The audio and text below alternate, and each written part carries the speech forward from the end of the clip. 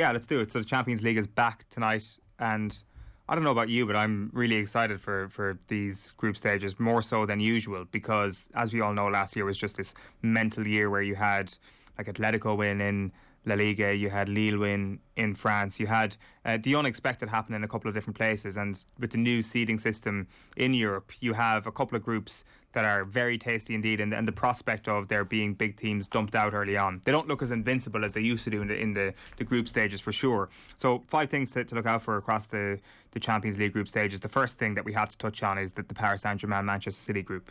The big question regarding this group is, will Manchester City versus Paris Saint-Germain be a preview of the Champions League final on this season? And maybe it will be. It does look like on paper they are the two best teams in the competition right now.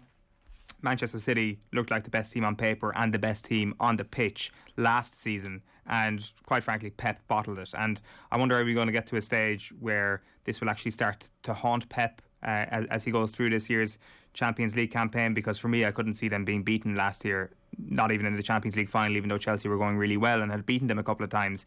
I just thought that City, they had beaten Paris Saint-Germain comfortably in the previous round and looked like the best team in the continent, and this was a procession to the title, and it didn't happen for them, and Pep got a huge amount of blame, rightly I think, after what happened in that Champions League final.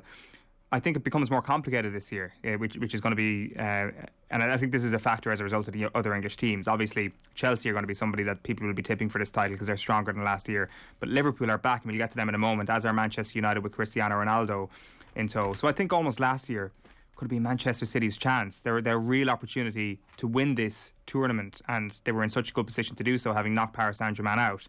But it'll be interesting to see if this is the final that a lot of people are saying is a preview in the group stages. For PSG, I think it'll be very interesting to see how they convert Ligue 1 form to the continent. Like, they will get out of this group, but what happens when they come up against a Chelsea or a Bayern Munich? Like, will we get a real idea of the space in behind Mbappe and Messi until they're in the knockout stages of the Champions League? I don't know, maybe we get it in Ligue 1. Maybe there will be a couple of games where they manage to figure that out, because that is definitely the one thing that you point to and say, is that going to be a team that wins the Champions League? But will Messi get over the line? Will be a storyline as this thing rages on. The other thing is that in this group you've got RB Leipzig, the good guys of the group, doing it for the small man. In this, the third wheel, and obviously they reached the semi-final 2 seasons ago. Haven't been great since then. They've lost obviously Nagelsmann since then, Upamecano has gone since then, Konate has gone since then, Sabitzer has gone since then, so they've lost a lot of their best players. Currently 13th in Bundesliga after a pretty poor start, so I would hold my breath if you're hoping for the good guys to prevail in Group A. So that is the Manchester City Paris Saint-Germain angle. The second thing to talk about here is Liverpool being in the group of death, and I think it's pretty clear now that Liverpool are a much better team than they were last season, and in a much better shape to actually go and contend and win trophies. Like, even despite all their injuries last season, I mean, they will still come away from that Real Madrid tie with a few regrets. They managed to get to the quarterfinals and get knocked out by Madrid. It wasn't a disaster on the European front, but they've got Atletico Madrid in their group this season. They've got AC Milan in their group this season. They've got Porto in their group this season. So for me, that is the group of death. You look at the attacking talent that Atletico have. They started the season relatively well. They lined out with Luis Suarez and Antoine Griezmann and Correa in the starting team against Espanyol at the weekend, and brought on players like Joao Felix off the bench. So their squad is in incredible shape. For AC Milan, they've added Giroud to the squad. So Zlatan and Giroud up front is one of the best attacks one of the most notable attacks, one of the most aging notable attacks in Europe right now, and one worth watching. And then Porto obviously eliminated Juventus and beat Chelsea at Stamford Bridge last season. So for me, that is certainly the group of death. Manchester United then is another thing worth mentioning here. For me, they're the dark horses, and this is the question. Can a team with Cristiano Ronaldo be referred to as dark horses? The richest football club in the history of the world. I mean, obviously, now they're no longer a nation state, but certainly if all the money had been put in instead of taken out, they certainly have generated as much profit as anybody else. Yeah. Can they be dark horses? It's kind of like, Italy are the dark horses to win the Euros. I mean, correct. Are they really? It does feel very Italy are dark horses to win the Euros. I mean, like they're not exactly a nation state, but they're still like spectacularly funded, and obviously a team with Ronaldo in it is never a dark horse. But I just think that the relative strength of the English teams in comparison to last season is the one thing that will put paid to any notion that Paris Saint-Germain or Manchester City are definitely going to win this thing. What odds do a team need to be considered dark horses? 12 to 1. Did you look that up? No, I actually didn't. Is that bang on what they are? That's what they are. All right. Yeah. I think you need to be over 20. Atletico Madrid, dark horses. Yeah, okay. Yeah, okay. Atletico, I can give you that. I think on a low key level, Manchester United's group is a very, very tough one, and I think they'll be in a really good position to come out on top of this group. Like, I expect them to do that, but they'll have to work hard for it because they've got Villarreal. We all know what happened to them against Villarreal last season, and they've got Atalanta in there as well. Atalanta could possibly have knocked Real Madrid out of the competition last year, pushed Paris Saint-Germain very close in the quarterfinals the previous year. We all know about their high pressing style and how brilliant it has worked on the continental level, and how well they do against stronger teams, Atalanta, in this competition. So those two matches against them are going to be absolutely fantastic. And then they've got young boys, obviously, this week, who won the Swiss League by 31 points last season.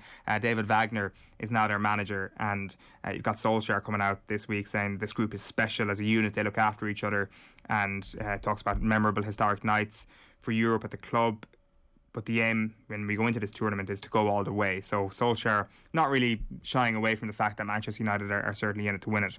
The next thing, and this is a question you really need to ask yourself at the start of every Champions League group stages, is which is the hipster group? Which is the one that you would watch the BT Goal show for mostly? And it comes down to two options for you. So option one is Group C, which has Ajax, Besiktas, Dortmund and Sporting. And then the other option is Group G, which actually may not be a hipster group, but it might actually just be the crappiest group, which is Lille, Salzburg, Sevilla and Wolfsburg. So I'm not sure. Ajax, Dortmund, do they really fit into hipsterism anymore given the last few seasons they've had? I would contend they do, considering they're selling clubs. Yeah, I think they're getting back to it, aren't they? Yeah, watching Haaland is hardly hipster though, right? Well, that's a good point, but watching Haaland... I'm going to sit down and watch the best footballer and most explosive talent that there's been in the last 3 seasons, and I'm such a hipster. But Haaland in the beautiful yellow might be a thing that we will never have again after this. Okay. So he just about gets in there. Like, they're still very much a selling club. Sancho not there this season. Ajax not so much a selling club. They won Eredivisie by 16 points last season. Obviously quite notoriously from a Tottenham perspective managed to hold on to their manager and their best players as well. Besiktas managed to get Michy Batshuayi on loan from Chelsea, and Sporting are the story of this group, having won the Portuguese title for the first time in 19 years.